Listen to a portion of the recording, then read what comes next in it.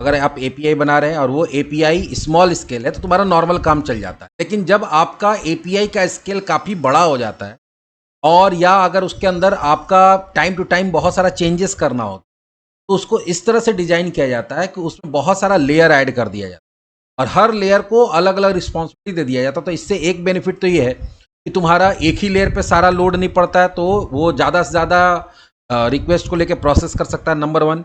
Number two, कि अगर सारे लेयर को अलग रखा जाएगा, अलग अलग काम अलग अलग लोगों को रिस्पॉन्सिबिलिटी देकर दिया जाएगा, तो उससे बेनिफिट ये होता है, कल के किसी भी तरह का चेंजेस करना होता है तो तुम एक लेयर में आसानी से चेंजेस कर सकते हो। क्या काम अगर 10 जगह बांटा हुआ है तो 10 में से किसी एक को छेड़ना आसान है, 10 को छेड़ना वहां पे थोड़ा मुश्किल होता है। जहां पे अगर 10 का काम एक ही आदमी कर रहा है और उसको हम बोलेंगे कि नहीं तुम इसमें ये चेंज करो, तो फिर 10 काम रुक जाएगा तुम्हारा वहां। लेकिन अगर हम लोग 10 आदमी को 10 काम दिया और एक आदमी को हम किसी काम के लिए डिस्टर्ब करें तो सिर्फ उसका काम रुकेगा, बाकी काम मेरा चलते रहेगा। तो अभी जो हम लोग पढ़ने जा रहे हैं उस 3 आर्किटेक्चर बोलते हैं या उसको रिपोजिटरी पैटर्न भी बोलते हैं। तो अभी आप अगर वेब एप्लीकेशन बना रहे हैं और उसको स्केलेबल रखना चाहते हैं, मेंटेनेबल रखना चाहते हैं, तो उसके लिए अपने एप्लीकेशन को अलग अलग पार्ट में क्या करना पड़ता है, डिवाइड करना पड़ता है। उसके अंदर आपका अलग अलग लेयर होता है, जैसे प्रेजेंटेशन लेयर होता है, डेटा लेयर होता है, इंटरफेस लेयर होता है, सर्विस लेयर होता है। और हर लेयर का अपना अपना काम वही होगा, लेकिन वहां पे आप एक सारा काम जो आप कंट्रोलर के अंदर कर रहे हैं उस काम को निकाल के कंट्रोलर से अलग अलग जगह पे आप क्या करेंगे, उसको डिस्ट्रीब्यूट। तो उसी को हम लोग बोलते हैं रिपोजिटरी पैटर्न, या फिर हम लोग बोलते हैं रिपोजिटरी मॉडल, बोलते हैं, पैटर्न बोल रहे हैं, रिपोजिटरी मॉडल, या फिर हम लोग उसको बोल सकते हैं रिपोजिटरी, या फिर क्लीन आर्किटेक्चर ही बोल। अभी हम लोग जो क्रड वाला बनाए थे स्टूडेंट का, या स्टूडेंट जैसा किसी भी चीज़ का बना सकते हैं, एक एपीआई बना सकते हैं जो तुम्हारा रिपोजिटरी मॉडल पे काम करेगा, या जिसको हम लोग बोलेंगे क्लीन आर्किटेक्चर पे काम करेगा। चलो शुरू करते हैं। उसके अंदर आप अपने एप्लीकेशन, जिसका हम थ्योरी हम नोट्स बनाए नहीं है लेकिन हम उसको दे देंगे बना के। मेनली उसमें तुम्हारा 3-4 लेयर होता है, अलग अलग लेयर जब हम बनाते जाएंगे तो साथ ही साथ बताते चले। पहला लेयर जो इसके अंदर होता है डोमेन लेयर। डोमेन लेयर का मतलब होता है जो मॉडल हम लोग बनाते हैं उसको हम लोग क्या बोलते हैं, डोमेन लेयर। यहाँ पे हमारा जो पहले एप्लीकेशन बनेगा उसका टेम्पलेट क्या होगा, ASP.NET कोर वेब एपीआई। क्या नाम देते हैं हम लोग, क्लीन वेब ऐप। यहां हम लोग नाम क्या दिए, क्लीन वेब ऐप डेमो। नाम कुछ भी दे सकते हैं। यहां हम लोग अपना फोल्डर सेलेक्ट कर लेते हैं, नेक्स्ट और क्रिएट। एक प्रॉब्लम आएगा जो एज यूजुअल आ रहा है अभी हम लोग को, तो रिजॉल्व कर लेते हैं पहले। वर्जन के कारण, अच्छा ये ठीक हो गया क्या, नहीं डिपेंडेंसी आ रहा है। कुछ नहीं करना है, आपको नेट कनेक्ट करना है, मैनेज न्यूगेट पैकेज पे फिक्स विथ गिटहब को पायलट में चले जाएंगे, उसी को काम करने देंगे। हमें गिटहब को पायलट खुल गया।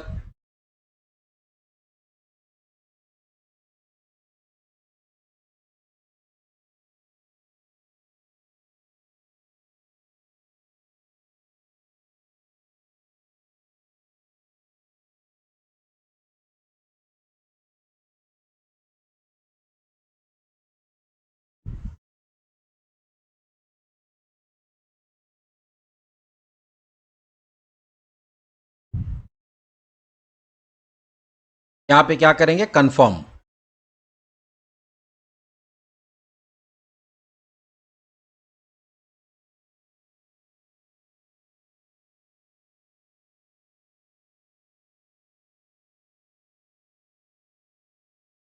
ये न्यू वर्जन जब आप अपडेट कर रहे हैं तो इस तरह का प्रॉब्लम आ रहा है। ठीक है, अगर तुम खुद प्रॉब्लम क्रिएट की हो तो तुम ही सॉल्व करो, को पायलट को दे दियो अपना अपना देख के। एक्चुअली वो पैकेज का प्रॉब्लम, वर्जन का, तो अपना कुछ पैकेज ऐसा है जो ये वर्जन सपोर्ट नहीं कर रहा, वो अपना उसको हटा के उसके जगह पे दूसरा पैकेज जो रिक्वायर्ड पैकेज कंफर्म।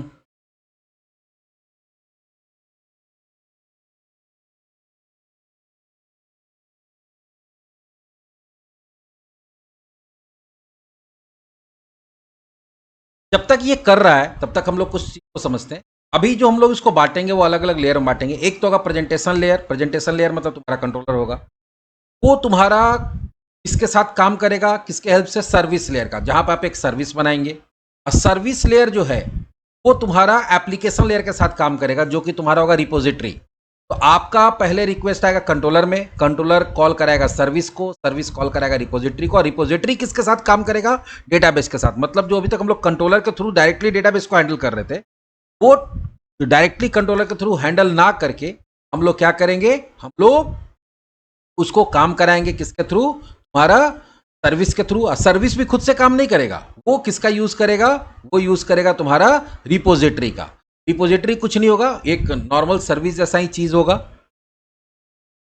जिसके अंदर सारा डेटाबेस वाला कोड लिखा हुआ।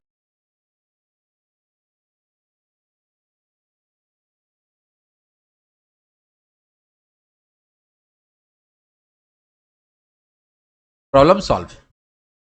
चलो, सबसे पहला तो हम लोग क्या करेंगे, इसमें जो पहला लेयर होगा हमारा क्या होता है? डोमेन। डोमेन लेयर मतलब होता है सीधा वो तुम्हारा मॉडल वाला लेयर। सबसे पहले हम लोग मॉडल बनाएंगे, राइट क्लिक, ऐड, यहां पे देते हैं एक फोल्डर, क्योंकि मॉडल्स फोल्डर इसके अंदर होता नहीं है। यहां पे हम लोग क्या करेंगे, MODE, और इसके अंदर आप क्या बनाएंगे? अपना मॉडल बनाएंगे। मॉडल वैसे ही बनेगा, उसमें कोई चेंजेस नहीं है। ऐड क्लास भी चीज का रखना चाहते हैं, इस पर हम लोग इंप्लॉय का करना चाहते हैं। क्या करेंगे? इंप्लॉय डॉट, इसके अंदर हम लोग प्रॉपर्टी बनाएंगे, public INT ID, public string name, public string gender, public debt only, जो भी,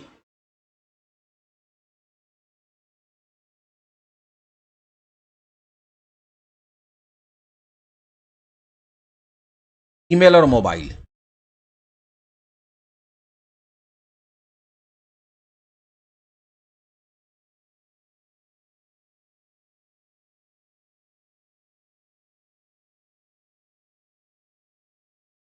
ये पहला जो हमारा बना, वो पहला क्या बना? पहला बना हमारा ये हो गया हमारा डोमेन। ठीक है, डोमेन बनने के बाद अब हमारा बनेगा एप्लीकेशन लेयर। क्या बनेगा? Application layer. एप्लीकेशन लेयर से पहले एक और काम हमको करना पड़ेगा, क्योंकि एप्लीकेशन लेयर में हम लोग यूज करेंगे, एप्लीकेशन लेयर के अंदर यूज करेंगे DTO। देखो, हम पहले बताए थे कि DTO का यूज क्या होता है? मॉडल का काम होता है सिर्फ जहां से तुम्हारा डेटाबेस पे डेटा आ रहा जा रहा है, डेटाबेस में जहां जिसके थ्रू डेटा जाना और आना, वो मॉडल के थ्रू आता जाता है। लेकिन बाकी अगर छोड़ दिया जाए डेटाबेस और तुम्हारे एप्लीकेशन के बीच में, जहां से भी आ रहा, मान लो कि अगर हम लोग कंट्रोलर से डेटाबेस भेज रहे हैं, डेटाबेस से कंट्रोलर में रह रहे हैं, तो वहां पे मॉडल का यूज करेंगे। लेकिन उसको छोड़ के डेटा और कहीं आ रहा है, जा रहा है, या फिर हम बताए थे कि अगर डेटा का स्ट्रक्चर और तुम्हारा मॉडल का स्ट्रक्चर मैच नहीं कर रहा है, तो वहां क्या यूज करेंगे? DTO। तो अभी हम पहले बताएं तो करना क्या होगा। तुमको पहले कंट्रोलर में आएगा, कंट्रोलर तुम्हारा भेजेगा सर्विस को, सर्विस भेजेगा रिपोजिटरी को, रिपोजिटरी डेटाबेस के साथ काम करेगा। रिपोजिटरी डेटाबेस के साथ काम करेगा, तो रिपोजिटरी में हम लोग मॉडल का यूज करेंगे। लेकिन कंट्रोलर से रिपोजिटरी तक डेटा पहुंचाने के लिए हम लोग यूज करेंगे DTO का। और DTO का हम बोले थे कि अगर स्ट्रक्चर अलग है तो अलग रखेंगे, नहीं तो लगभग लगभग यहाँ पे हम लोग का स्ट्रक्चर सेम रखना, इसलिए कि हम पूरा डेटा पहुंचाना चाह रहे थे। क्योंकि यहाँ पे मॉडल हम लोग यूज इसलिए नहीं करेंगे कि मॉडल का मेन करने के लिए कर सकते हैं कि अगर कंट्रोलर मॉडल मिल लिया, उसी को हम पास कर दिया सर्विस को, सर्विस पास कर दिया रिपोजिटरी को, रिपोजिटरी पास कर दिया डेटाबेस को। लेकिन जो आर्किटेक्चर कहता है कि मॉडल का यूज सिर्फ और सिर्फ डेटाबेस में डेटा भेजने के लिए या डेटाबेस से डेटा निकालने के लिए यूज होना चाहिए। अगर आप API यूज कर रहे हैं तो, अगर तुम मान लो वेब एप्लीकेशन बना रहे हो, तो वहां पे तो देखते हो कि हम लोग व्यू को भेजने के लिए, व्यू से रिसीव करने के लिए भी यूज कर लेते हैं। लेकिन जब हम लोग API के केस में आर्किटेक्चर ये कहता है, ये फिक्स रूल नहीं है, आप चाहे तो मॉडल को यूज कर सकते हैं, लेकिन आपको उसको DTO के थ्रू काम करना चाहिए। चलो एक DTO बना लेते हैं, इंप्लॉय DTO। तो DTO के लिए एक अलग फोल्डर बनता है, राइट क्लिक, ऐड फोल्डर। और DTO कुछ नहीं, एक तरह का मॉडल जैसा ही है, लेकिन वो मॉडल नहीं है, वो डेटाबेस में उसका डेटा नहीं जाएगा। क्लास बना लेते हैं, उसका नाम देते हैं इंप्लॉय DTO।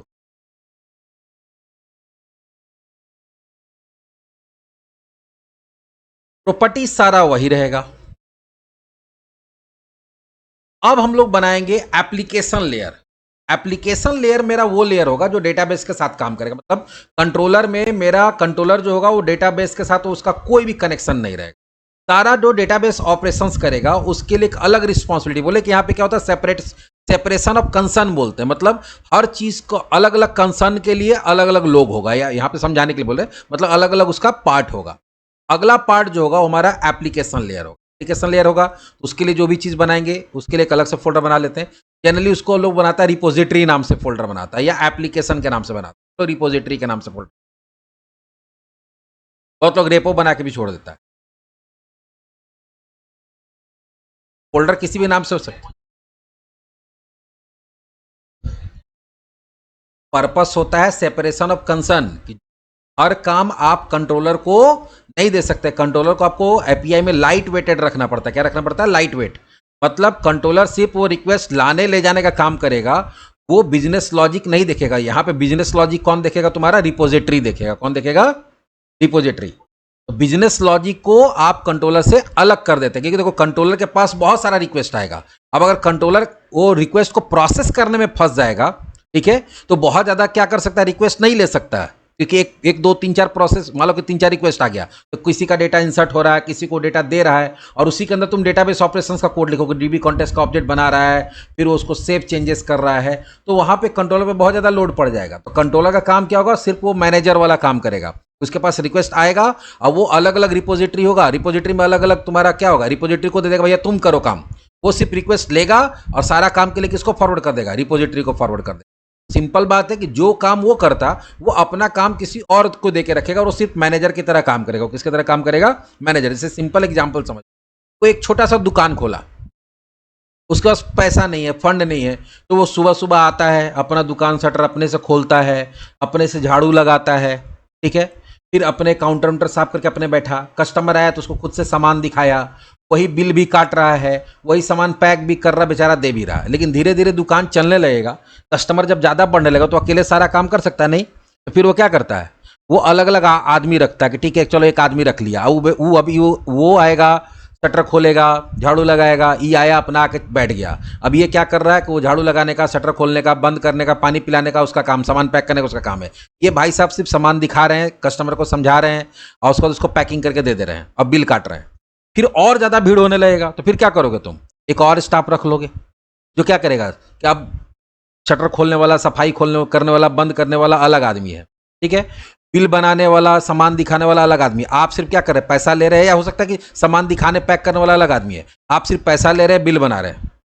तो ऐसे जैसे जैसे बिजनेस बढ़ता है, लोड बढ़ता है, तो आप क्या करते हैं? अलग अलग रिस्पॉन्सिबिलिटी अलग अलग लोगों को बांटना शुरू कर देते हैं। तो वही काम यहाँ पे होगा कि जब आपका ऐसा एप्लीकेशन है जो लार्ज स्केल में काम करेगा, तो यहाँ पे आप अलग अलग काम अलग अलग चीज को बांटिएगा, ठीक है। जैसे एक होगा रिपोजिटरी, भाई डेटाबेस ऑपरेशन तुम देखो, मेरा काम नहीं है, ठीक है, हम रिक्वेस्ट लेंगे, तुमको बोलेंगे ये काम करो, तुम ये काम कर दो, इसको बोलते हैं रिपोजिटरी। तो चलो अब वापस आते हैं।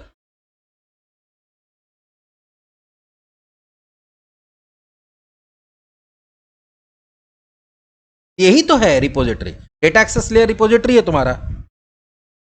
डेटा एक्सेस लेयर जो है इसी को एप्लीकेशन लेयर बोलेंगे, जो बिजनेस लॉजिक देखेगा। तो डेटा एक्सेस यही कर रहा है तुम्हारा, अलग अलग जगह अलग अलग टर्म यूज होता है। ये एक्चुअली पहला जो था ये तुम्हारा डोमेन लेयर हुआ। तीन आर्किटेक्चर में अलग अलग लेयर होता है, डोमेन लेयर हुआ। अब हम लोग क्या देख रहे हैं? अब हम लोग देख रहे हैं तुम्हारा रिपोजिटरी, मतलब वो एप्लीकेशन लेयर हो गया। अभी इसका काम है डेटाबेस के साथ इंटरेक्ट करना और काम करना। चलो इसके अंदर क्या होगा?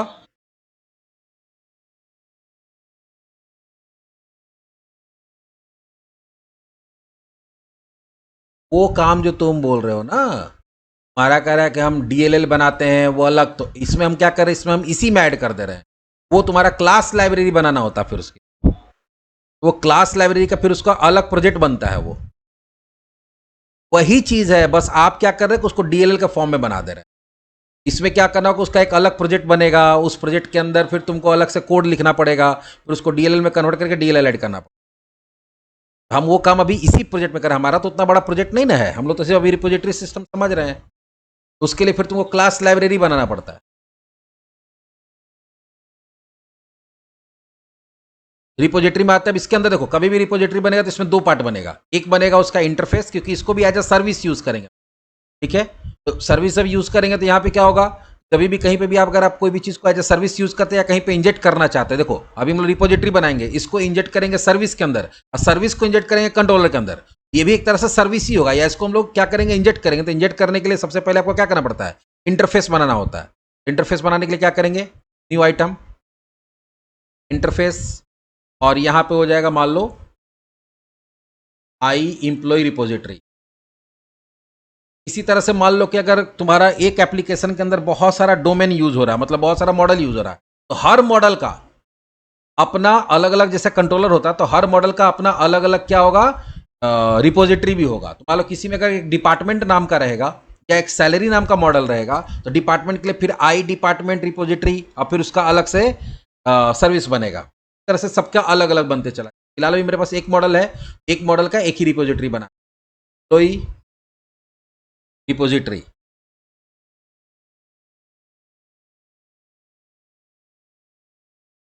.cs।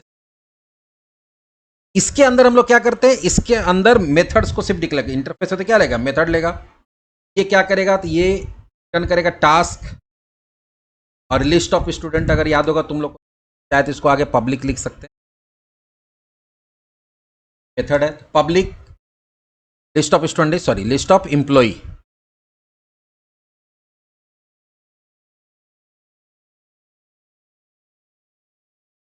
List of employ return करेगा और इसका नाम क्या रहेगा, इसका नाम रहेगा गेट ऑल एसिंग। अब इसका नाम गेट ऑल एसिंग क्यों, ये क्या करेगा, ये तुम्हारा लिस्ट वाला काम करेगा। फिर एक तुम्हारा क्या होगा, आईडी लेके आएगा, उसका काम करेगा, होगा task employee get by ID async. ये नाम तुम कुछ भी दे सकते हो, लेकिन नाम थोड़ा सा ऐसा रखना चाहिए कि वो समझ में, जैसे गेट ऑल एसिंग मतलब ये सारा एम्प्लॉय का डिटेल दे देगा। गेट बाई आईडी आइसिंग की आईडी लेके आएगा और एक पर्टिकुलर एम्प्लॉय का डिटेल भेजेगा। तो जो गेट करता था वो काम हो गया। उसके बाद हम लोग क्या करेंगे, पुट पोस्ट वाला काम करेंगे। पोस्ट वाले के लिए क्या होगा, पब्लिक टास्क, ये कुछ भी रिटर्न नहीं कर रहा है, एड एसिंग, और ये क्या करेगा, तुम्हारा इंप्लॉय का लेके आएगा और उसको ऐड कर देगा। उसी तरह से तुम्हारा एक अपडेट वाला होगा, अपडेट एसिंग पब्लिक टास्क। ये हम लोग इंटरफेस बना रहे थे, इंटरफेस में सिर्फ क्या करते हैं, मेथड्स को डिक्लेयर करते हैं। अपडेट एसिंग इसको कॉल कराया जाएगा, ये भी इंप्लॉय का क्या लेके आएगा,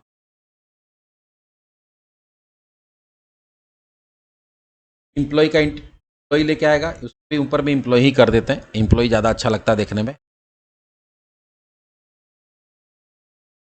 और एक डिलीट होगा, डिलीट में भी क्या होगा, वो एक ऑब्जेक्ट लेके आएगा, डिलीट एसिंग आईडी नहीं, पूरा ऑब्जेक्ट लेके एम्प्लॉय का एम्प्लॉय। ये मेरा इंटरफेस बना। अब इस इंटरफेस को लोग कहां पे यूज करेंगे, इस इंटरफेस को हम लोग यूज करेंगे हमारा इसका रिपोजिटरी के अंदर।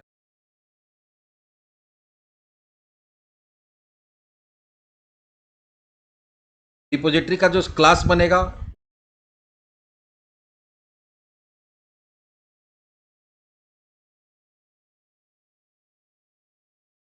क्या बनेगा, रिपोजिटरी का एक क्लास। तो चलो बनाते हैं इसको, और इसको सारे को वहां इंप्लीमेंट। लेकिन वहां इंप्लीमेंट करने से पहले भी तो किए ही नहीं, बेसिक सेटअप तुमको करना पड़ेगा ना। तो तुम्हारा बेसिक सेटअप होता है वो तो आपको करना पड़ेगा। बेसिक सेटअप क्या होगा, तो आपको डीबी कॉन्टेक्स्ट बनाना है, फिर तुमको क्या नाम है, कनेक्शन स्ट्रिंग बनाना है, पैकेज इंस्टॉल करना, तो सब तो काम हम लोग किए ही, काम कर लेते हैं। Tools, यूगेट package manager, manage यूगेट package for solution.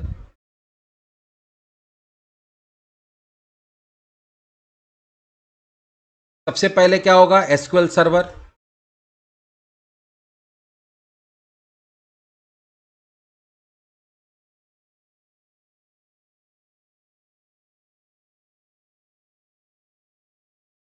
Tools,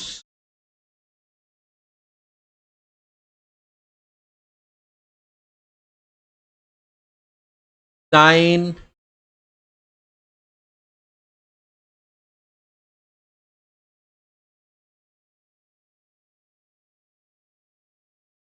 उसके बाद कनेक्शन स्ट्रिंग हम लोग सेट करेंगे।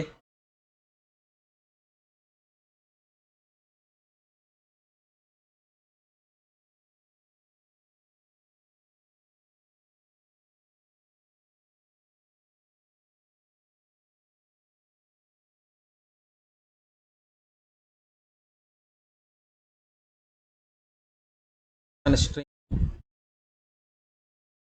Cone str server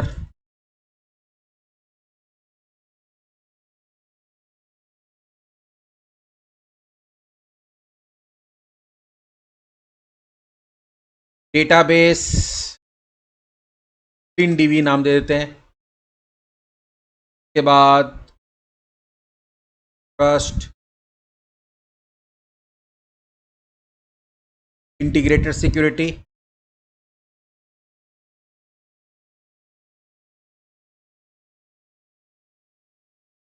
trust server equals to, ये कनेक्शन स्ट्रिंग भी हमारा सेट हो गया। उसके बाद एक डीबी कॉन्टेक्स्ट बनाना पड़ेगा। डीबी कॉन्टेक्स्ट कहाँ बनता है भाई? एक फोल्डर बना लेते हैं हम लोग डेटा के नाम से।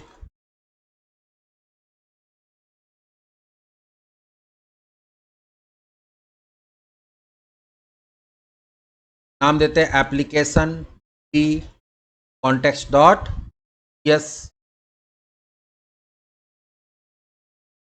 ये इनहेरिट करेगा किसको?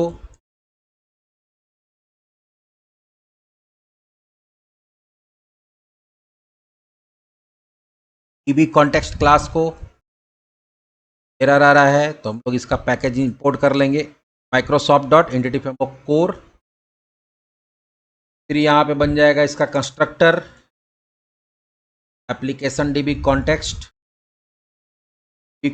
ऑप्शन ऑप्शन आप हो जाएगा बेस। फिर डीबी सेट बनेगा इसका एम्प्लॉय का,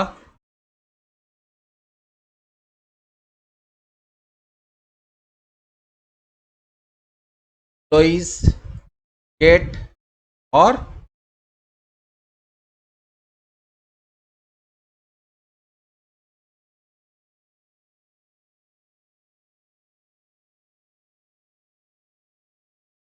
डीबी सेट भी बन गया। अब डीबी सेट को हम लोग क्या करेंगे? पुराम डॉट सी एस के अंदर रजिस्टर कर देंगे।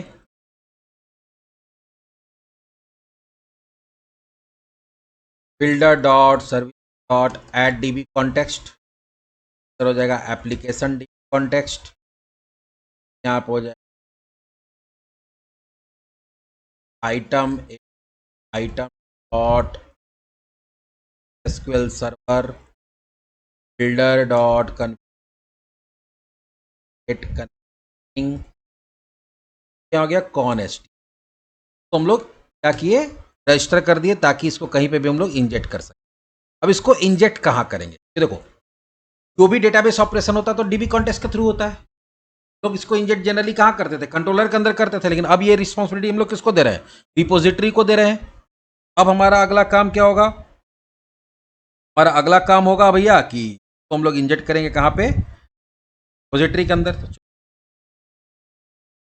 तो हम लोग बनाएंगे स्टूडेंट रिपोजिटरी।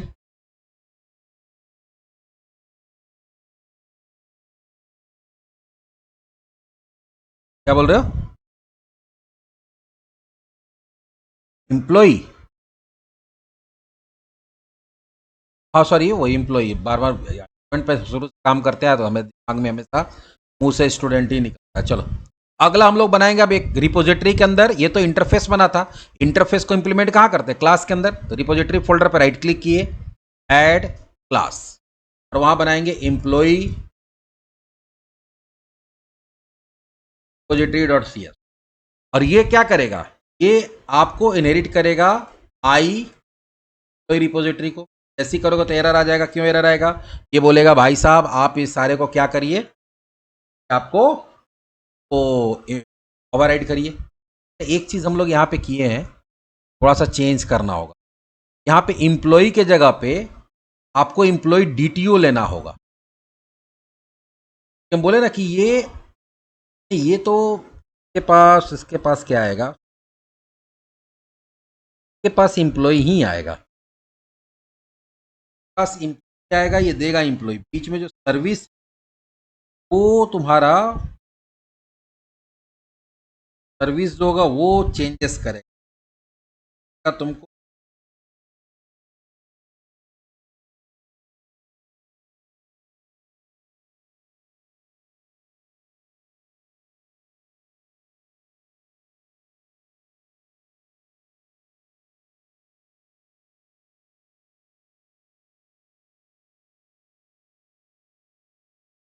हमको लगता है यहाँ मॉडल ही आएगा, इस मॉडल आएगा तो वहाँ बीच में जो सर्विस बनाएंगे उसमें गेम होगा।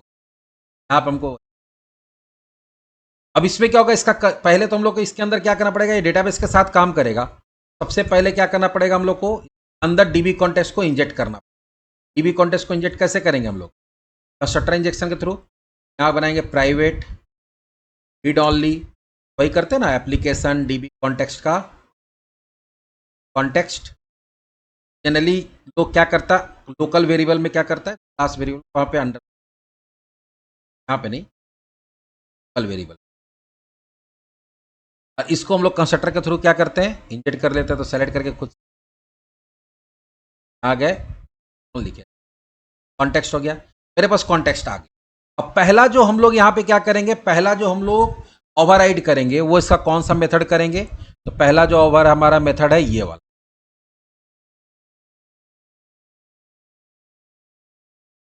Public task list of employ return करेगा। करना कुछ नहीं, इसको डीबी कॉन्टेक्स्ट इसके पास है ही, ये क्या करेगा, var employees equals to context dot employees dot to list.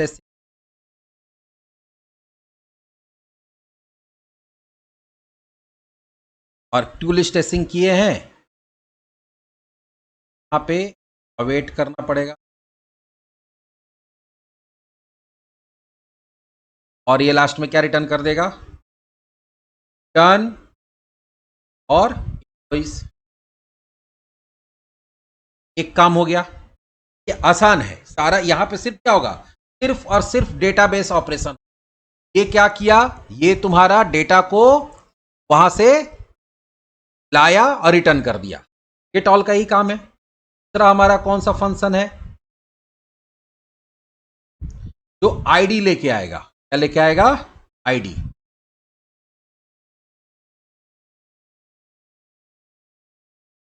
बना देते हैं सारा एस इनको,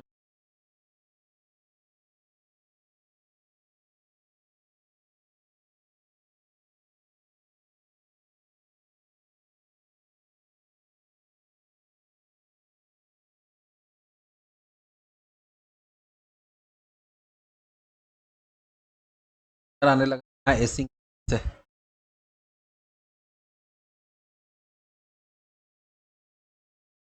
यहाँ पे इंटरफेस में इम्प्लीमेंटेशन में करके देखते हम लोग, यहाँ पे कर रहे हैं, यहाँ एसिंग।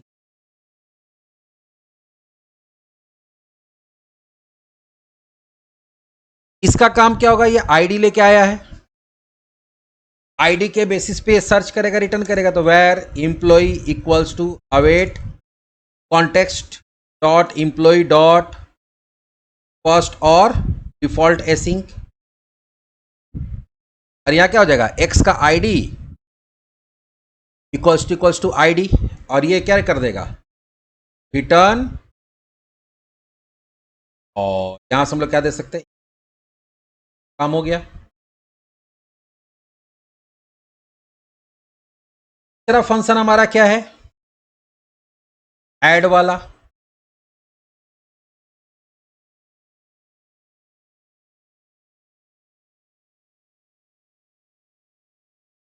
एसिंक बना लिए, इसका काम क्या होगा, ये context dot employee dot add, और एम्प्लॉय को ऐड करेगा, और ये सीधा क्या करेगा, तो रिटर्न कुछ कर ही नहीं रहा है, ये सीधा करेगा कॉन्टेक्स्ट डॉट स्टेप चेंज, काम खत्म। इसी तरह से तीसरा क्या है, अपडेट है। तीसरा क्या है, अपडेट। अपडेट वाला करेंगे हम लोग।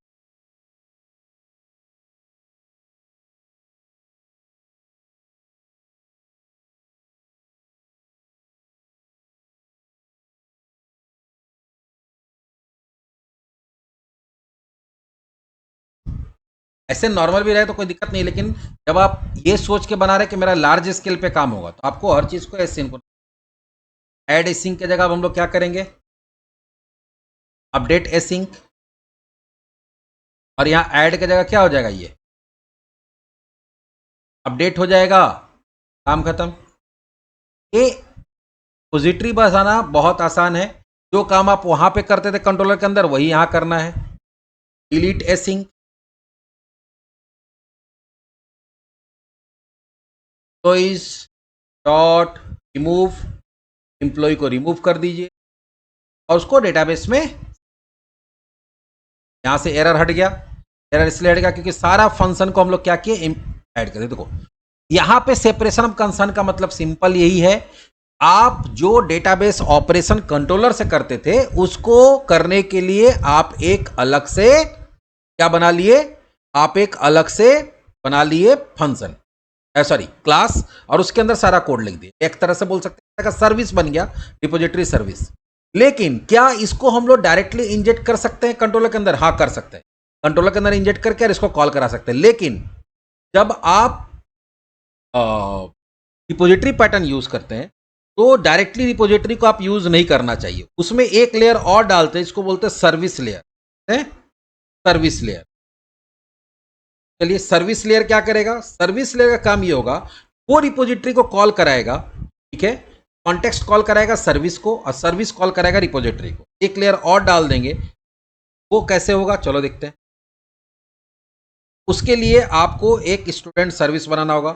स्टूडेंट सर्विस के लिए भी आप चाहें तो इंटरफेस बना सकते हैं या नहीं भी बना सकते, लेकिन क्योंकि सर्विस बनाते हैं तो ज़्यादातर लोग क्या करता है, पहले इंटरफेस बना ले। चलो बनाते हैं।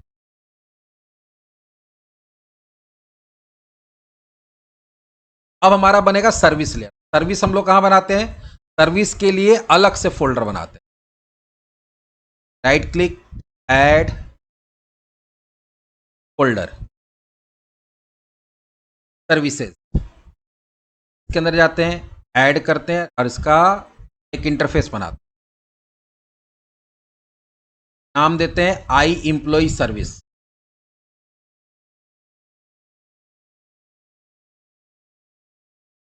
यहाँ इंटरफेस हो जाएगा और यहाँ हो जाएगा I employ service dot C S. इसके अंदर वो फंक्शंस होगा जो कि एम्प्लॉय सर्विस क्या करेगा, एम्प्लॉय सर्विस जो तुम्हारा ओवरराइड करेगा। इसके पास एक फंक्शन होगा पब्लिक एसिंक, सॉरी यहाँ तो एसिंक इंटरफेस में पब्लिक टास्क, और ये क्या रिटर्न करेगा, लिस्ट ऑफ, ये रिटर्न करेगा लिस्ट ऑफ डीटीओ। लिस्ट ये हो जाएगा तुम्हारा रेंट एम्प्लॉय डीटीओ। ये एम्प्लॉय डीटीओ क्यों रिटर्न करेगा, ये काम कैसे होगा जब इसका इंप्लीमेंटेशन करेंगे।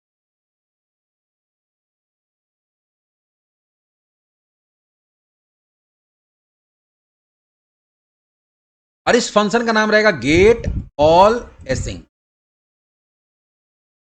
पहला फंक्शन बना।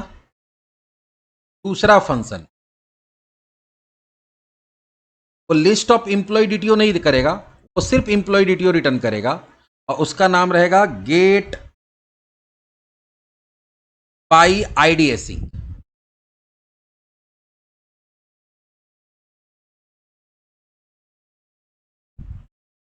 और ये क्या लेके आएगा, आईएनटी आईडी।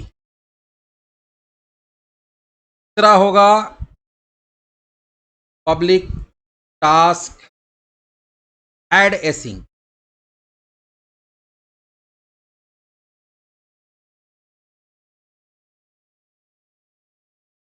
और ये लेके क्या आएगा, एम्प्लॉय डीटीओ का ऑब्जेक्ट लेके आएगा। पब्लिक जो काम वहां हुआ था वही काम यहां पे भी हो रहा है, जो सेम टू सेम देख रहे हो। डिलीट एसिंग आईडी लेके आएगा।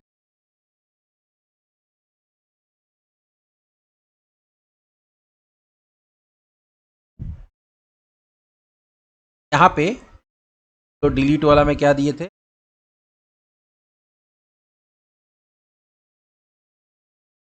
हाँ ये डिलीट में यहाँ पे देखो, यहाँ पे ऑब्जेक्ट आ रहा है एम्प्लॉय का, लेकिन अगर यहां से ध्यान देखो तो क्या जा रहा है, यहाँ इसके पास क्या आएगा, आईडी आएगा, मतलब कंट्रोलर आईडी लेगा, इसको आईडी दे देगा, बाकी काम ये करेगा। अब ये जो आई एम्प्लॉय सर्विस है वो हम लोग एम्प्लॉय सर्विस क्लास के अंदर इंप्लीमेंट करेंगे।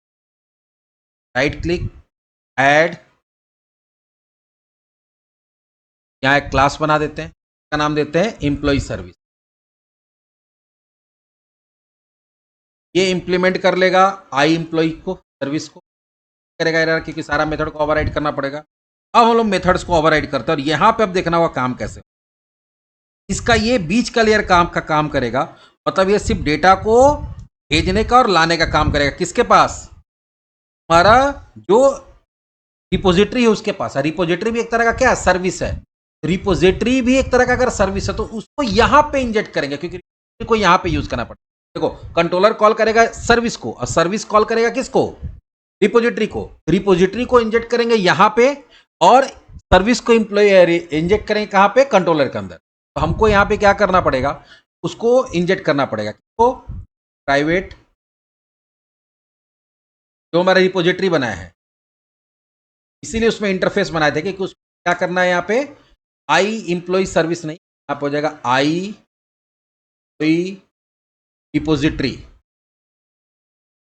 का, यहाँ पे मान लो जनरली इसका नाम बनता है रेपो के नाम से, ठीक है, रेपो के नाम से बन गया और इसको इंजेक्ट कर देंगे। करने के लिए क्या करेंगे, स्ट्रक्चर इंजेक्शन करेंगे।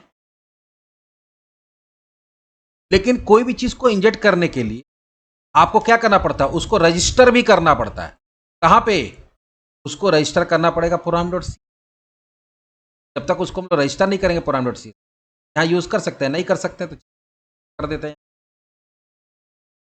Builder dot service dot add. अब यहां पे आपको डिसाइड करना पड़ेगा कि इसको करना है, क्योंकि देखो सर्विस है तो ऐड करना पड़ेगा, या तो स्कोप्ड कर सकते हो या ट्रांजिएंट कर सकते हो, तुम्हारे ऊपर डिपेंड करता है।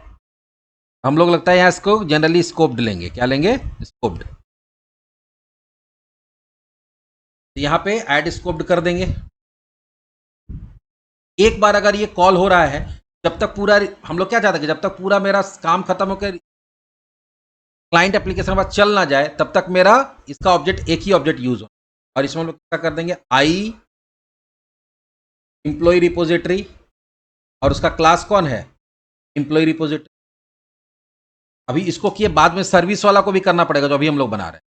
यहां से इंजेक्ट कर दिए, सॉरी रजिस्टर कर दिए, और यहां पे उसको इंजेक्ट कर लिया। एक बार जब इंजेक्ट हो गया तो सारे मेथड को तुमको क्या करना पड़ेगा, सारे मेथड को ओवरराइड करना पड़ेगा। तो public async task list of employ return करेगा, उसका नाम क्या है, गेट ऑल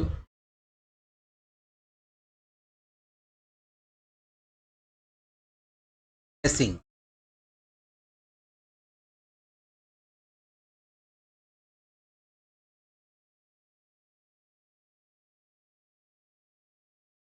यहाँ पे हम लोग क्या दिए थे,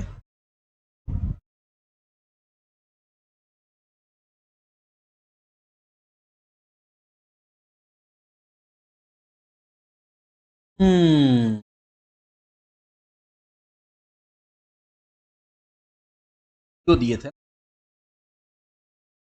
आप हम लोग डीटीओ दिए हैं। क्या रिटर्न करेगा, डीटीओ ही रिटर्न करेगा इसका।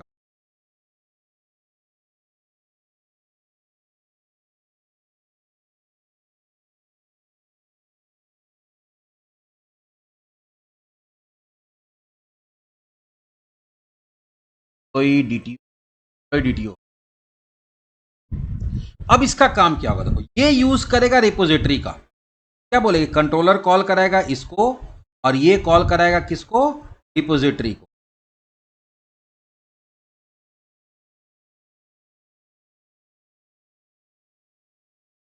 इसका काम क्या होगा, चलो ये कॉल कराएगा रिपोजिटरी को, तो कैसे कॉल कराएगा, यहां पे हम लोग देंगे where, यहां पे एम्प्लॉय डीटीओ हो जाएगा, ओ इसके पास डीटीओ आएगा, तो फिर कंट्रोलर से डीटीओ पड़ेगा।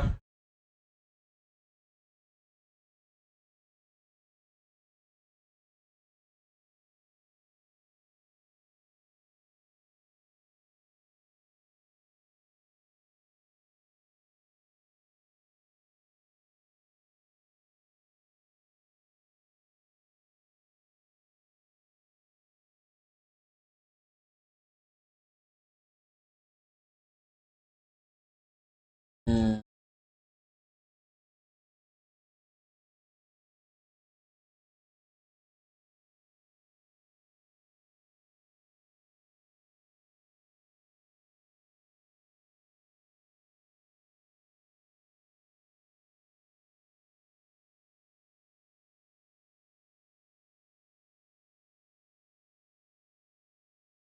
पास आया ये रिटर्न करेगा DTO, डालेगा, कन्वर्ट करे,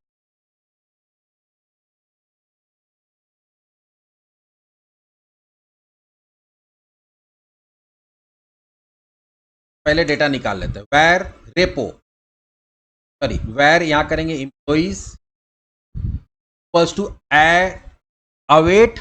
अवेट क्यों कर रहे हैं? देखो रेपो जो है, रेपो किसका ऑब्जेक्ट है? रेपो है एम्प्लॉय रिपोजिटरी। एम्प्लॉय रिपोजिटरी यहाँ पे मेरे पास, इसका एक फंक्शन क्या है? Get all async. क्या है? Get all async. Get all async क्या करेगा? सारा एम्प्लॉय डेटा रिटर्न कर देगा। किस फॉर्म में? List of employee. List of employee किसको मिल गया? तो मिल गया। लेकिन ये रिटर्न क्या करेगा? ये रिटर्न करेगा एम्प्लॉय डीटीओ का ऑब्जेक्ट। क्या रिटर्न करेगा? Employee DTO.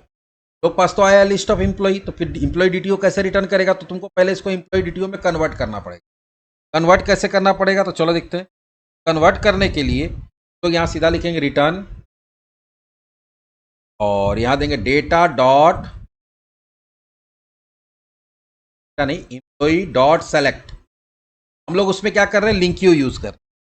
और यहाँ क्या कर रहे हैं कि ये रिटर्न कैसे करेगा? तो एक्स एरो एक्स का, sorry x arrow new employ DTO. यहाँ पे एम्प्लॉय डीटीओ का ऑब्जेक्ट बना दे रहे हैं, और इसके अंदर सारा प्रॉपर्टी सेट, कौन कौन सा प्रॉपर्टी है वहां पे मेरे पास, और उसको फिर लिस्ट में कन्वर्ट करेंगे। मेरे पास प्रॉपर्टी पहला क्या है? आईडी।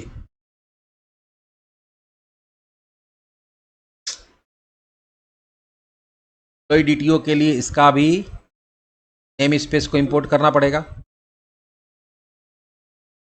तो अभी लेंदी लग रहा है ना? प्रोग्रामर कभी भी अपने हिसाब से नहीं सोचता है मेरे लिए क्या लेंदी है। प्रोग्रामर हमेशा क्लाइंट के हिसाब से सोचता है कि उसके लिए क्या बेटर है। तो फिर इतना सारा एल्गोरिदम क्यों बनता? बहुत सारा काम जो है वो बहुत छोटा प्रोग्राम से हो जाता है, लेकिन उसका क्या है? उसका एफिशिएंसी नहीं रहता है। उसका जो तुम्हारा एफिशिएंसी है वो कम रहता है, इसलिए उसका एफिशिएंसी बढ़ाने के लिए प्रोग्राम का कोड को बढ़ाया जाता है। कि लॉजिक ऐसा दिया जाता है कि इसमें कोड ज़्यादा लिखना पड़े, प्रोग्राम कम से कम रिसोर्स लेके काम करे। तो आप अपने हिसाब से नहीं सोचेंगे, आप हिसाब से सोचेंगे, आप सोचेंगे और जो तुम्हारा क्लाइंट है उसके हिसाब से, उसको किस में ज़्यादा आसान हो।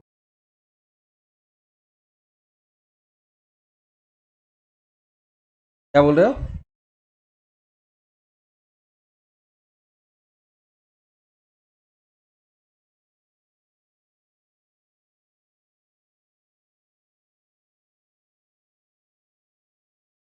कह रहे हो यहाँ पे हम लोग डायरेक्ट रिटर्न एम्प्लॉय लिख दें?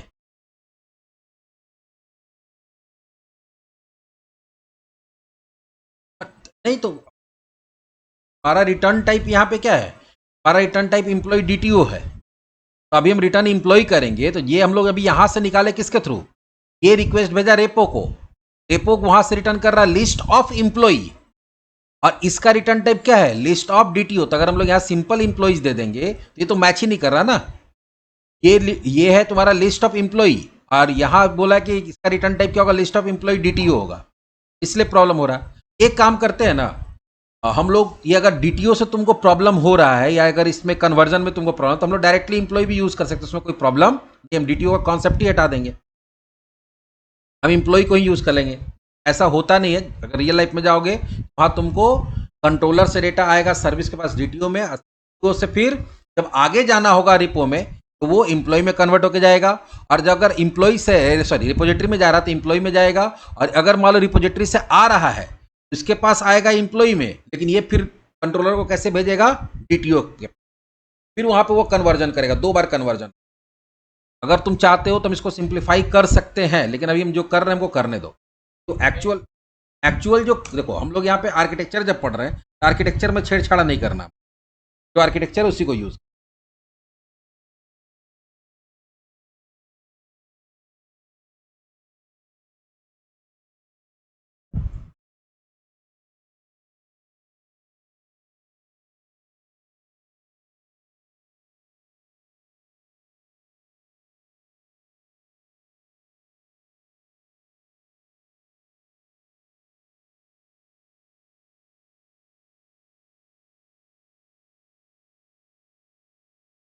नेम का नेम, फिर है तुम्हारा जेंडर प्लस टू एक्स का जेंडर, डीओबी प्लस टू का डीओबी, ईमेल एक्स का email, last phone.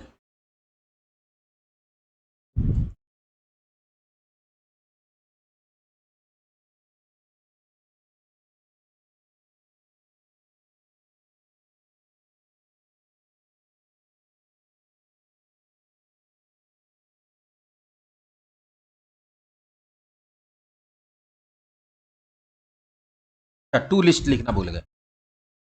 Hot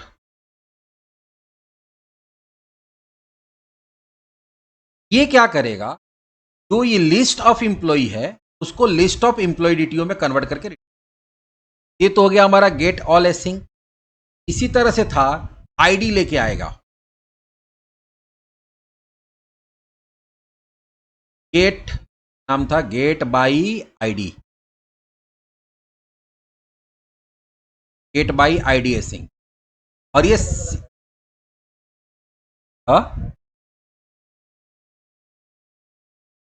I mapper हाँ कर सकते हैं, वो कर सकते हैं। हाँ इतना लिखना नहीं पड़ेगा, इतना लिखना नहीं पड़ेगा।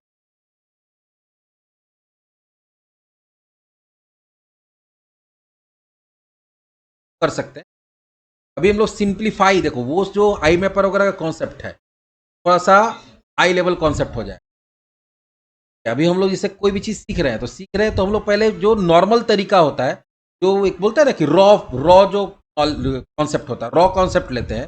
रॉ कॉन्सेप्ट जब आपके पास अच्छे से आ जाता है, आपको कॉन्सेप्ट समझ में आता है, तब उसको पॉलिश करते हैं हम लोग थोड़ा सा advance topic. Get by ID sync कर दिया। अब ये क्या करेगा, वेर ये सिंगल एम्प्लॉय लाएगा, अवेट तो बोलेगा काम करने के लिए, रेपो को repo dot gate ID by async ID भेज दिया। और ये क्या कर देगा, रिटर्न। अब देखो ये एम्प्लॉय रिटर्न नहीं कर सकता पर एसिंक टास्क डीटी। प्रॉब्लम क्या है, फिर से वही क्या है भाई, ये तो इसको रिटर्न कराना है एम्प्लॉय डीटी, और यहां से क्या रिटर्न हो रहा है एम्प्लॉय। तो तुम यहाँ पे सिंगल है तो ज्यादा दिक्कत नहीं है, यहाँ तुम सीधा क्या करो, return new employ DTO. DTO का ऑब्जेक्ट बना लिए। यहाँ पे हम लोग क्या करेंगे, आईडी इक्वल्स टू एम्प्लॉय का ID, name equals to employ का name, gender equals to employ का जेंडर। तरह से फिर डीओबी इक्वल्स टू एम्प्लॉय का DOB, mail equals to employ का मेल। लास्ट हो गया तुम्हारा फोन।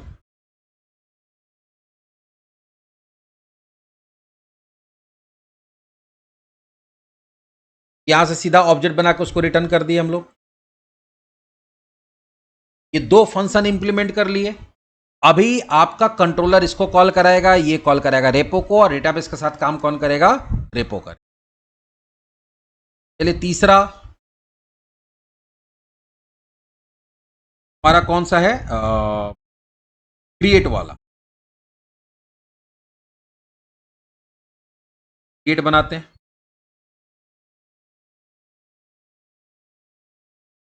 के लिए यहां पे ऐड एसिंक नाम से हम लोग शायद बनाए थे, ऐड एसिंक।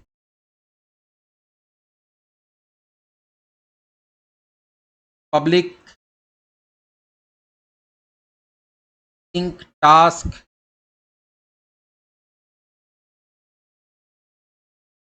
इसका काम क्या होगा, ये कुछ नहीं करेगा, ये सीधा क्या करेगा, रेपो डॉट ऐड एसिंक, और यहां पे क्या पास कर देगा, बस यहां से क्या कर देगा, अवेट। अब यहां पे भी देखो प्रॉब्लम हो रहा है, वहां से आ रहा है एम्प्लॉय डीटीओ, ये तो एम्प्लॉय डीटीओ लेगा नहीं, ये तो लेगा किसका, एम्प्लॉय का। तो यहां तुम कब देखो, अब उल्टा काम होगा। वहां से एम्प्लॉय आ रहा था, तुम लोग एम्प्लॉय डीटीओ में कन्वर्ट किए भेजने के लिए। वहां से आ रहा है एम्प्लॉयर, हम एम्प्लॉय डीटीओ कहां से आएगा, कंट्रोलर से। आएगा, एम्प्लॉय डीटीओ आएगा, और हम लोग यहाँ पे क्या करेंगे, हम लोग यहाँ पे वो आगे फॉरवर्ड करेंगे, किसके हेल्प से आगे फॉरवर्ड करेंगे हम लोग, हमारा नॉर्मल मॉडल के हेल्प से। यहाँ पे तुमको मॉडल का ऑब्जेक्ट बनाना पड़ेगा, का ईएमपी। अब उल्टा काम, उल्टा गंगा बहेगा भैया, इसका आईडी में ऊपर से जो एम्प्लॉय आया उसका डाल दो।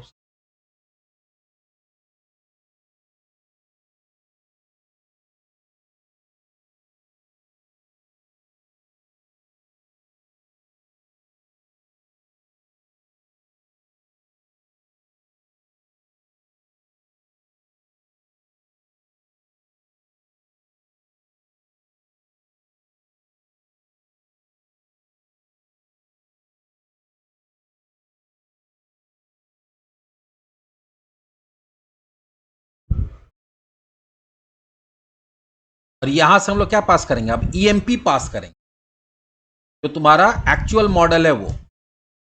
वहां से क्लाइंट से क्या आएगा, क्लाइंट से कंट्रोलर के पास डीटीओ आएगा, कंट्रोलर इसको डीटीओ भेजेगा, ठीक है, और ये फिर मॉडल में कन्वर्ट करके आपके रिपोजिटरी को, क्योंकि उसको रिपोजिटरी को कैसे चाहिए, मॉडल के फॉर्म में। इस तरह से ऐड एसिंग की जगह पे तो क्या चाहिए, अपडेट एसिंग, उसको भी मॉडल ही चाहिए। आएगा तुम्हारे पास डीटीओ, आएगा तुम्हारे पास डीटीओ, और उसको क्या चाहिए, को चाहिए, तो चाहिए तुम्हारा ऑब्जेक्ट का, एम्प्लॉय का, तो एम्प्लॉय से भेज दिए यहाँ। अब एक और काम हम लोग गलती, डेटाबेस के साथ तो यहाँ काम होगा नहीं, यहाँ तो आएगा आईडी टेस्टिंग। टेस्टिंग हमारे पास क्या आ रहा है, आईडी आ रहा है, और ये आईडी ही आगे भेज। यहाँ पे हम लोग को थोड़ा सा दिमाग करेंगे,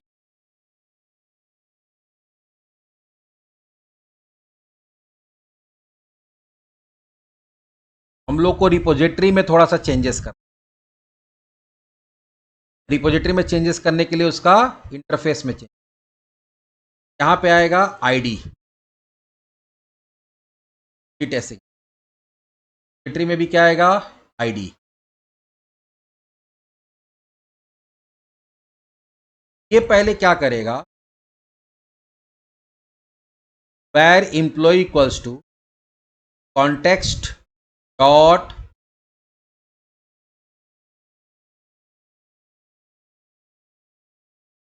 employee dot फर्स्ट और एस फॉल्ट एसिंग, और यहां कर देगा x, तो x का आईडी इक्वल्स टू आईडी। पहले उस एम्प्लॉय को सर्च करेगा, तो यहां डालेगा, और तब जाकर उसको क्या करेगा,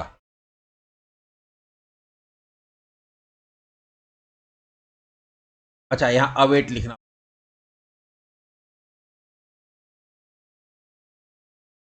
यहां पे आईडी ही आएगा, ये उसको सर्च करेगा पहले ऑब्जेक्ट को, और फिर उसको क्या करेगा, डिलीट। ये यहां से भेजेगा भी क्या, आईडी भेजेगा, तो यहां कुछ नहीं करना, ये करेगा रेपो डॉट डिलीट एसिंग, तो आईडी आया, इसमें तो कोई कन्वर्जन का दिक्कत नहीं, आईएनटी में आएगा, आईएनटी में चला जाएगा, डिलीट एसिंग।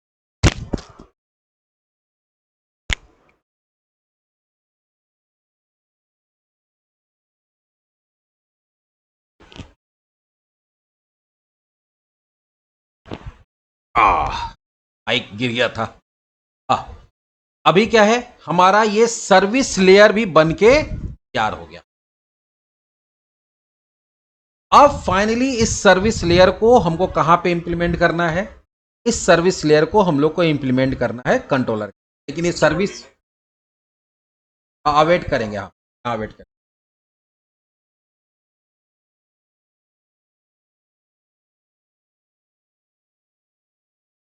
ये भी काम हमारा हो गया, लेकिन ये भी एक तरह का सर्विस है। इसको कहां पे इंजेक्ट करेंगे, इसको इंजेक्ट करेंगे कंट्रोलर के अंदर। तो क्या इंजेक्ट करेंगे, कंट्रोलर। ये जस्ट एक पाइपलाइन की तरह काम कर रहा है, देखो इसका कोई काम नहीं है, अगर देखोगे तो एग्जैक्टली इसका कोई काम नहीं है, लेकिन ये क्या कर रहा है, हमारा कंट्रोलर और रिपोजिटरी के बीच में पाइपलाइन की तरह काम कर रहा है। मतलब कंट्रोलर जो डेटा लेके आएगा, इस पाइपलाइन के थ्रू रिपोजिटरी को भेज देगा, और रिपोजिटरी जो डेटा भेजेगा किसको, कंट्रोलर को, वो इसी पाइपलाइन के थ्रू भेजेगा। मतलब ये बीच में कंट्रोलर और तुम्हारा क्या नाम है, रिपोजिटरी के बीच में एक ब्रिज की तरह काम कर रहा है, जिसके थ्रू डेटा आ रहा है और जा रहा, दोनों एक दूसरे के साथ डायरेक्टली कपल्ड नहीं है। जो तुम्हारा रिपोजिटरी है और जो तुम्हारा क्या नाम है कंट्रोलर है, दोनों एक दूसरे के साथ डायरेक्टली कपल्ड नहीं है, वो इनडायरेक्टली एम्प्लॉय सर्विस के थ्रू। लेकिन क्योंकि ये सर्विस है, इस भाई साहब को भी आपको रजिस्टर करना पड़ेगा, क्योंकि इसको इंजेक्ट कहाँ करना है, कंट्रोलर के अंदर। चलिए तो भी हम लोग क्या करते हैं, builder dot service dot add scoped, और ये हो जाएगा आई एम्प्लॉय सर्विस, और इसका क्लास कौन है, ये भी हम लोग रजिस्टर कर दिए। खैर ये सारा कुछ हमारा हो गया, अब कंट्रोलर बनाएंगे, वहां से काम करेंगे, लेकिन अभी लेकिन बोल रहे हैं, अभी तक हम लोग डेटाबेस सेटअप नहीं किए, लोग इसके बाद ही डेटाबेस सेटअप कर सकते थे। चलो डेटाबेस सेटअप कर लेते हैं।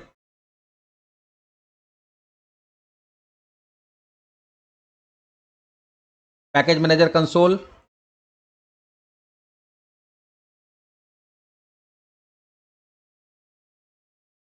ऐड माइग्रेशन, इनिशियल,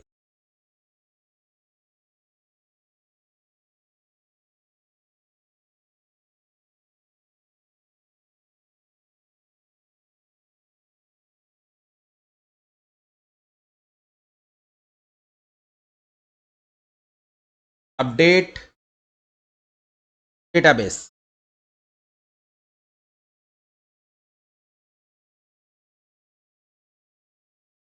अरे INT अंडरस्कोर का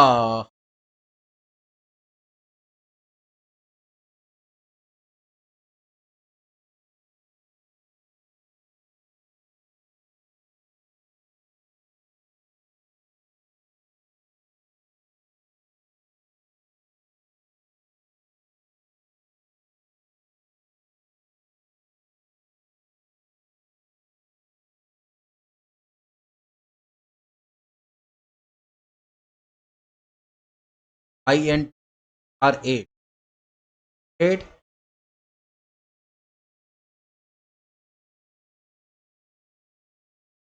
कहाँ हो अंडरस्कोर, ये और गड़बड़ हुआ अगर फर्स्ट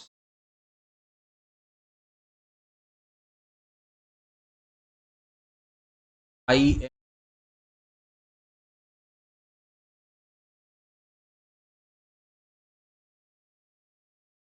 डेटाबेस,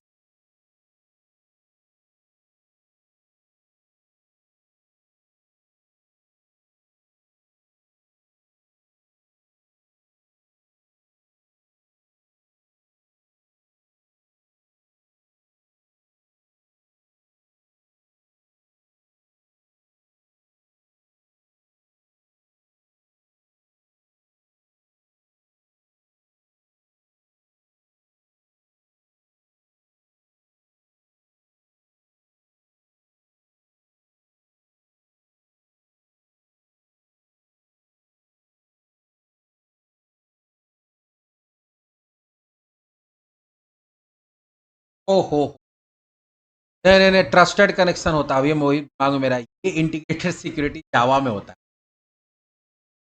है, कभी दिमाग गड़बड़, अभी मेरे तुरंत दिमाग में स्ट्राइक किया था तो जावा में हम लोग इंटीग्रेटेड सिक्योरिटी कहाँ पढ़ाए हैं यार, तीन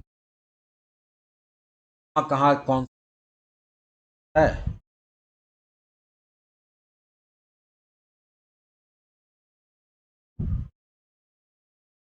डेटाबेस सेटअप हो गया, अब फाइनली हम लोग कंट्रोलर बनाएंगे, और कंट्रोलर के अंदर इसको, तो कंट्रोलर कैसे बनाएंगे चलो देखते हैं।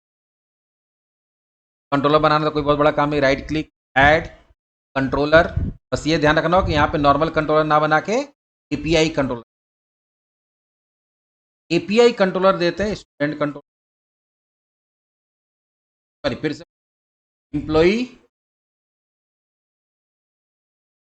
डॉट आ गया। अब इसके अंदर पहला काम क्या होगा, पहला काम होगा सर्विस को तो हम पहले बताए क्या कि हमारा जो कंट्रोलर होगा वो कॉल करेगा सर्विस को, सर्विस कॉल करेगा रेपो को, रेपो काम करेगा डेटाबेस के साथ। तो हम लोग को यहाँ इंजेक्ट क्या करना पड़ेगा, सर्विस का प्राइवेट ओनली क्या देंगे, आई कोई सर्विस, सर्विस ले लिए को इंजेक्ट कर लेते हैं कंस्ट्रक्टर इंजेक्शन के थ्रू।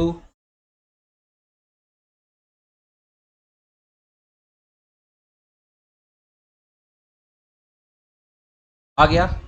अब इसके अंदर जो गेट है वो बनाएंगे, HTTP गेट पहला क्या होगा, पब्लिक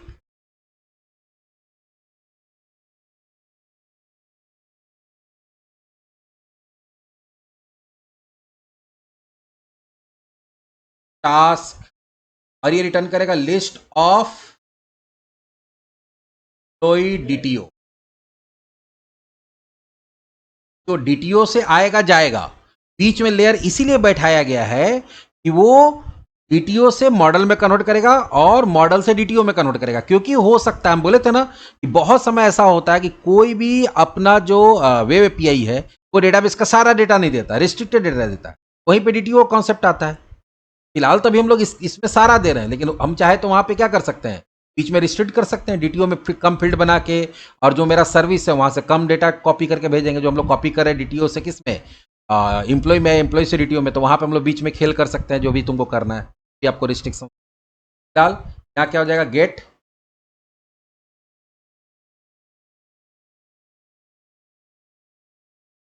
और ये क्या करेगा, var to is equals to service dot get all, क्या हो जाएगा, अवेट।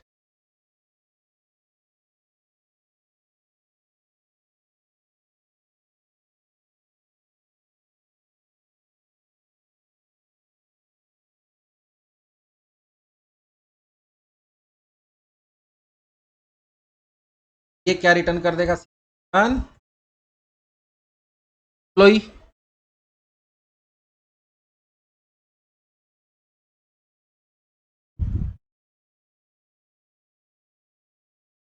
इसी तरह से दूसरा फंक्शन क्या होगा, भी गेट ही होगा, लेकिन वो क्या लेके आएगा, आईडी लेके आएगा।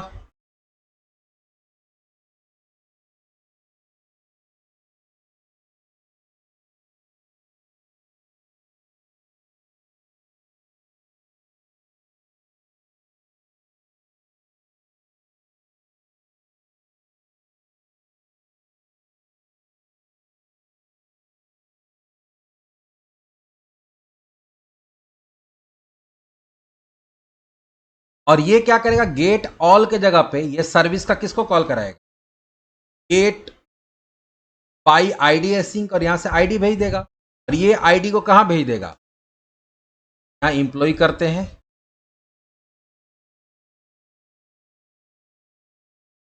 हाँ ये लिस्ट ऑफ इंप्लॉय नहीं देगा, ये क्या देगा, सिर्फ इंप्लॉय डीटीओ को ऑब्जेक्ट देगा,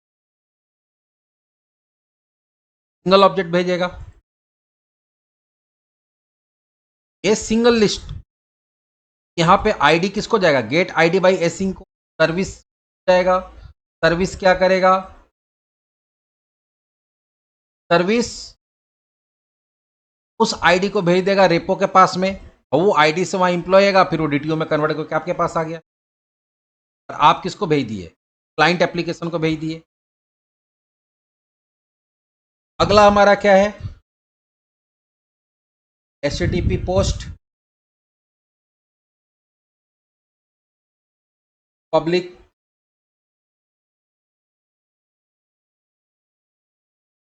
टास्क में तो हमारा कोई डेटा नहीं जाएगा, आई एक्शन रिजल्ट नहीं जाता, तो आई एक्शन रिजल्ट, और इसका नाम क्या हो जाएगा, पोस्ट, और ये क्या लेके आएगा, कोई डीटीओ करेगा।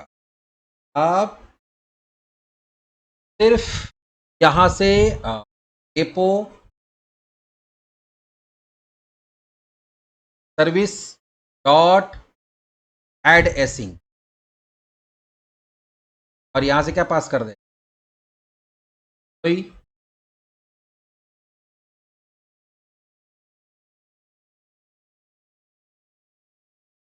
और इसी को रिटर्न करा देते, इसका जो रिजल्ट होगा वही रिटर्न होगा। Return okay.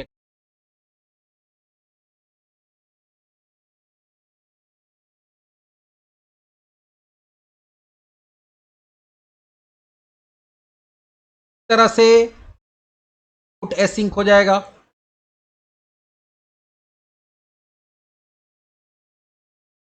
HDB put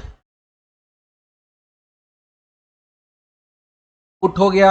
employ DTO लेके आएगा, ऐड की जगह यहाँ पे सर्विस का कौन सा कॉल करा लेगा, अपडेट एसिंग। और सर्विस किसका अपडेट एसिंग कॉल करा लेगा, रेपो का काम हो जाएगा।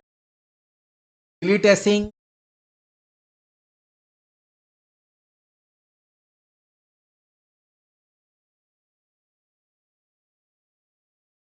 और हम ऐड कर डिलीट, वो आईडी लेके आएगा। आप क्या करेंगे, सर्विस का डिलीट एसिंग कॉल कराएंगे और यहां से आईडी उसको, वो क्या करेगा, आईडी भेज देगा किसको, रेपो को। रेपो उसका एम्प्लॉय को सर्च करेगा, उसको डिलीट कर देगा, रिटर्न हो। ये मेरा क्या बन गया, ये मेरा कंट्रोलर बना जो सिर्फ सर्विस को काम करने के लिए बोल रहा है। एकदम लाइट वेट है, इसमें किसी भी तरह का हमारा डेटाबेस ऑपरेशन नहीं हो रहा है। ये क्या कर रहा है, ये डेटा को जो डीटीओ आया है, डीटीओ को भेज दे रहा है किसके पास, सर्विस के पास। और सर्विस क्या कर रहा है, डीटीओ को मॉडल में कन्वर्ट करके किसको भेज दे रहा है, मॉडल में कन्वर्ट करके भेज दे रहा है तुम्हारा रेपो के पास, जिसका बिजनेस लॉजिक है, मेरा एप्लीकेशन लेयर है, और वो फिर डेटाबेस के साथ इंटरेक्शन कर रहा है। तो यहां पे हम लोग क्या देखें कि अलग अलग काम के लिए अलग अलग रिस्पॉन्सिबल है। रिक्वेस्ट लेना, रिस्पॉन्स देना कंट्रोलर का काम हो गया। डीटीओ को कन्वर्जन, डीटीओ को मॉडल में, मॉडल को डीटीओ में कन्वर्ट करने का काम किसका हो गया, सर्विस का हो गया। और फिर मॉडल को डेटाबेस में डालना या डेटाबेस से निकाल के मॉडल बना के भेजना, वो काम किसका हो गया, काम हो गया हमारा रिपोजिटरी का। इसी को बोलते हैं सेपरेशन ऑफ कंसर्न। अलग अलग तीन काम हो रहा है, तीनों काम के लिए तीन अलग अलग कंपोनेंट यहां बना हुआ है, तीनों एक दूसरे के साथ इंटरेक्ट करके काम कर रहा है, लेकिन काम कर नहीं रहा है। चेक करने के लिए हम लोग स्वैगर का पैकेज इंस्टॉल करना पड़ेगा और स्वैगर को एक्टिवेट करना पड़ेगा। चलिए swagger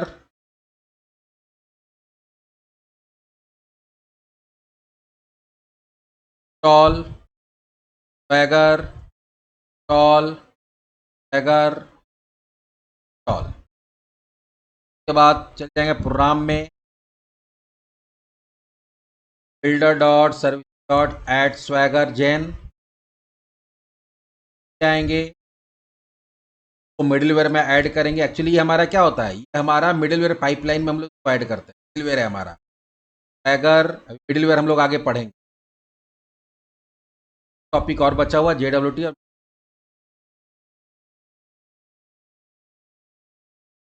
swagger app dot add कर दिए। उसके बाद हम लोग चाहते हैं कि HTTPS में भी खुले, के लिए कहाँ जाएंगे, पटीस ऑन सेटिंग में, लॉन्च ब्राउजर में क्या है, फॉल्स है, कर दो, ब्राउजर खुले,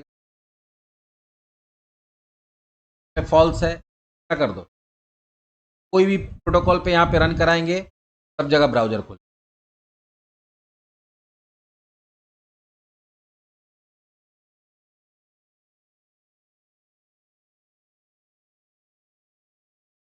यहाँ पे क्या करना है, स्वैगर। चलिए पहले हम लोग पुट करेंगे, पोस्ट करेंगे, पोस्ट राइट आउट, आईडी हमको देना नहीं है, नेम अजय, जेंडर मेल, 28/7, खाली यहाँ year change 2004, mail अजय@mail.com, phone,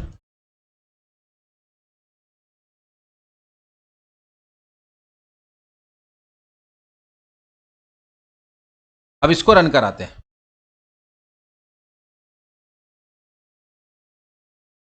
400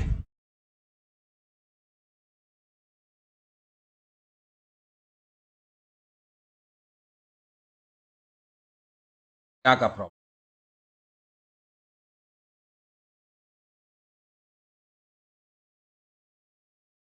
DOB, यहाँ पे देखो डीओबी में प्रॉब्लम, 00 के जगह पे ओके आ गया, काम कर रहा है। दूसरा डेटा डाल देते हैं, डेटा डाल देते हैं यहाँ, मेल 512 यहाँ @gmail.com,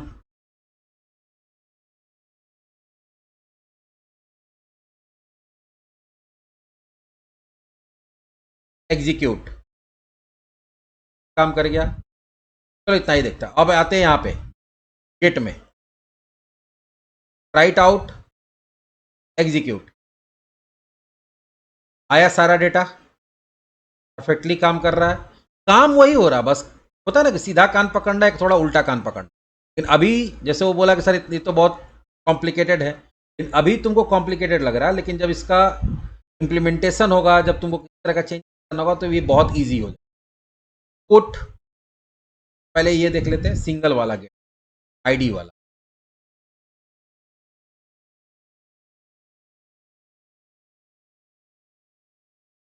आईडी वाला गेट यहाँ पे, राइट आउट, आईडी देते हैं 1, एग्जीक्यूट, 1 का आया, 2 का आ गया, करके देख लो, इसका नाम चेंज कर देते हैं।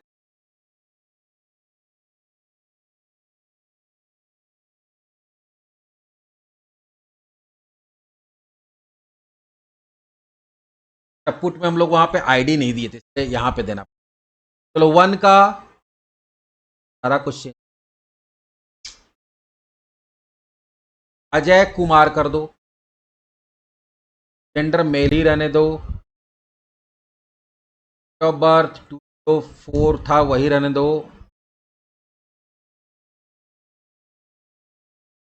ईमेल वही रहने दो,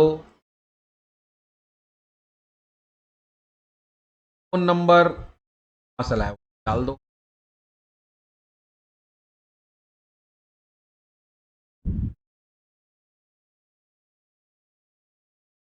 ओके आ गया।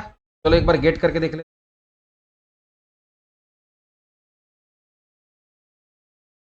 अजय कुमार हो गया यहाँ पे, डेट भी काम कर रहा, लास्ट बच गया डिलीट,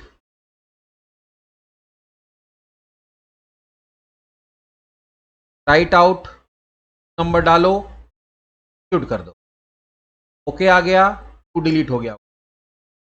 ऑल वाले में चलते हैं हम लोग, एग्जीक्यूट करते हैं, क्या डिटेल आ रहा है? एक ही डिटेल आ रहा है, तो काम वही हुआ, बट ये एक क्लीन आर्किटेक्चर होता है जहां पे आप का कंट्रोलर रिक्वेस्ट को लेता है, वो भेजता है सर्विस को। सर्विस का काम क्या रहेगा कि जो डीटीओ है उसको कन्वर्ट करना, इसके अंदर अगर आप डेटा भेज रहे हैं डेटाबेस में तो उसको मॉडल में कन्वर्ट करके भेजना, और अगर आप डेटा मांग रहे हैं डेटाबेस से तो जो वहां से मॉडल में डेटा आ रहा है उसको डीटीओ में कन्वर्ट करके आगे भेजना। ठीक है, और एक्चुअल जो काम करेगा वो कौन करेगा? रिपोजिटरी का, जो डेटाबेस के साथ इंटरेक्शन, की कॉन्टेक्स्ट हमारा इंजेक्ट होगा वो रिपोजिटरी का। ये हो गया हमारा आज का टॉपिक खत्म, का नाम था क्लीन आर्किटेक्चर, या इसको रिपोजिटरी पैटर्न या फिर रिपोजिटरी मॉडल बोलते हैं। एपीआई में ज्यादातर ये यूज होता है। ये एक टॉपिक था जो हम आज, चलिए मिलते हैं कल।